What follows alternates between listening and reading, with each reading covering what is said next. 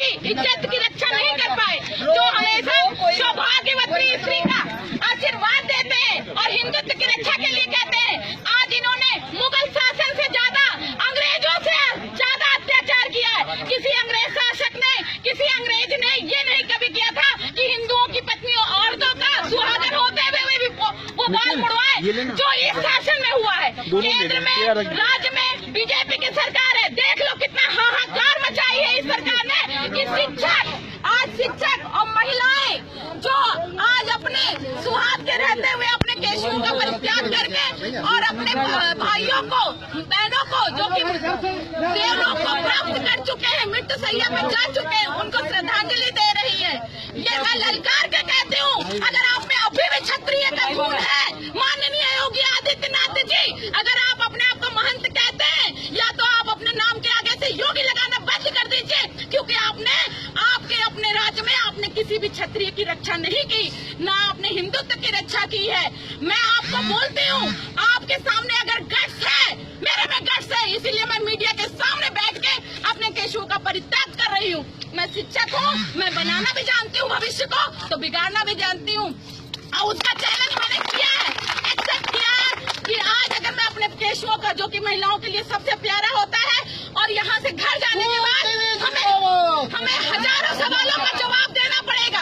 हमें हजारों समाज को इसी बनाए हुए ढकोसलों को हजारों जवाब देना पड़ेगा कि अपने केशुओं का परित्याग क्यों करके आए। एक शब्द रहेगा, योगी आदित्यनाथ जी से पूछिए, मोदी से पूछिए, फेकू बाबा से पूछिए उनसे जो हिंदुत्व की रक्षा करते हैं, लेकिन आपकी इस बहन की, बेटी की, बहू की रक्षा नहीं कर पाए। उन्होंने हमको जीते जी मार डाला। और बहनों, रोने की जरूरत नहीं है। जहाँ स्वाभिमान मरा था 1 साल पहले 25 जुलाई को, आज अगर हमारे केशु का परित्याग होता है तो इस एक केशुओं की कसम हम इनको नस्ते नाबूद कर देंगे। मीडिया से हम सामने कहते हैं कि बीजेपी की सरकार वो छल से आए, दम से आए, कैसे भी आए, लेकिन इनके किसी भी नियम को हम फॉलो नहीं करेंगे, चाहे वो मूल विद्यालय जाने वाले नियम हो, चाहे कोई भी नियम हो। जब ये हमारी इच्छा नहीं पूरी कर सके, हमारी मांगों को, जायज मांगों को नहीं पूरा कर सके, तो हम भी इनके किसी भी ये, और इससे ज्यादा क्या करेगी, इससे ज्यादा अपमान क्या करेगी, मौत दे देगी। हम मौत में लड़ने मरने के लिए तैयार हैं, क्योंकि इससे ज्यादा कोई नहीं मरेगा। और अगर अपने यहाँ अभी भी हमारे स्वाभिमान जिंदा है, तो वो हमारा आत्मविश्वास है, वो हमारा आत्मविश्वास है कि हम जिंदा हैं। अब हम इस सरकार को मार के देखेंगे कि ये सरकार कैसे मुड़ती है। एक चाणक्य ने अपने बाल मुड़वाए थे नंदवंश के कारण। नंदवंश ने अपमान किया था, धनानंद ने उनका अपमान किया था, और वो शिक्षक थे, और उन्होंने अपने पूरे केशुओं का परित्याग करके बस एक चुड़की छोड़ दी थी। हम ये महिला शिक्षा मित्र यही कहते हैं, हमने 17 साल तक स्कूलों में शिक्षा दी है, हम भी शिक्षक हैं और हम एक महिला शिक्षक हैं। हम भी कहते हैं कि जब एक चाणक्य ने समूल नाश कर दिया नंदवंश का, तो यहाँ पर जितनी महिला शिक्षा मित्र है, 1,72,000 जो शिक्षा मित्र भाई बहन है, वो इसको कहाँ तक ले जाएगी। और ये योगी सरकार सुन ले, मोदी सरकार सुन ले कि भाजपा का इतिहास रहा है, एक बार आने के बाद 30 साल तक लुप्त हुई है, और इस बार अगर गए तो दोबारा नहीं आएगी। ये चैलेंज है हमारा, हम सभी शिक्षा मित्रों का। अगर 1,35,000 हम यहाँ हैं, तो हम इनके लाभ करने के पूरी जिम्मेदारी लेते हैं। जय शिक्षा मित्र सर।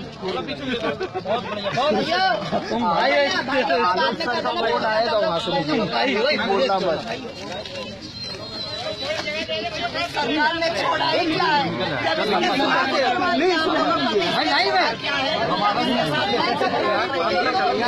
कोई भी मरम्मत नहीं है। इसको भी हम लोग पलट के ही दिखाएंगे, हम ही लोग दिखाएंगे। जिस चीज को हमने, जो शिक्षा हमने जिंदा किया था, उसको बुझा के भी दिखाएंगे।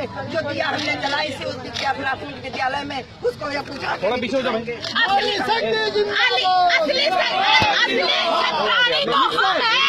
हमारे अंदर, हमारी धमनियों में छतरी का खून बहता है। ये योगी आदित्यनाथ छतरी नहीं है, इसकी धमनियों में किसी छतरी का रक्त नहीं बनता। ये कोई योगी महंत नहीं है, ये मोदी कोई भी सन्यासी नहीं है। इन्होंने अपने अगर परिवार का परित्याग किया है तो सिर्फ अपने स्वार्थ के कारण किया है, और हम अपने केशुओं का परित्याग कर रहे हैं तो अपने तो हम छत्राणी है, जिन्होंने जो कहा। अगर हमने अल्टीमेटम दिया 1 हफ्ते पहले कि महिलाएं अपना केस त्यागेंगी, तो हम करके दिखाने की क्षमता करते हैं, क्योंकि हमने शुरू से पढ़ा है रघुकुल रीत सदा चली आई और प्राण जाए पर वचन न जाए। एक छत्राणी आपको ललकारती है योगी आदित्यनाथ जी। आपने दीदी को आश्वासन दिया था कि शिक्षा मित्रों के हित में कार्य करेंगे।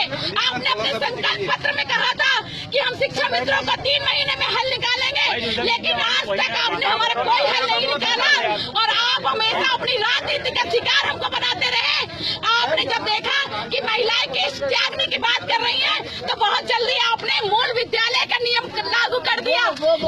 वो बोलो बीएड को सुप्रीम कोर्ट ने मना किया, फिर भी एनसीईआरटी फिर लाया जा रहा है। आपने मूल विद्यालय भेजने की जो चाणक्य नीति खेली है, हमसे बड़ा चाणक्य आप नहीं है। चाणक्य भी शिक्षक था, मुझसे ज्यादा आपको नहीं पता चाणक्य के अंदर क्या गुण थे।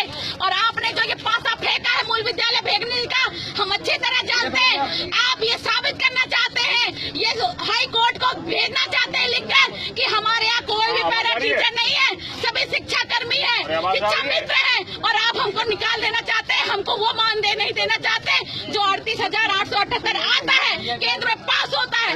आप अपने बात पे नहीं टिके हैं। आपको मैं किसी भी प्रकार का योगी नहीं मानती, हम ही नहीं 1,72,000 शिक्षा मित्र नहीं मानते। और आपने जब बीएड को आप कहते हैं मैं कोर्ट के अधीन हूँ, आप क्या कोर्ट के अधीन होंगे? आपने कौन से कोर्ट के नियम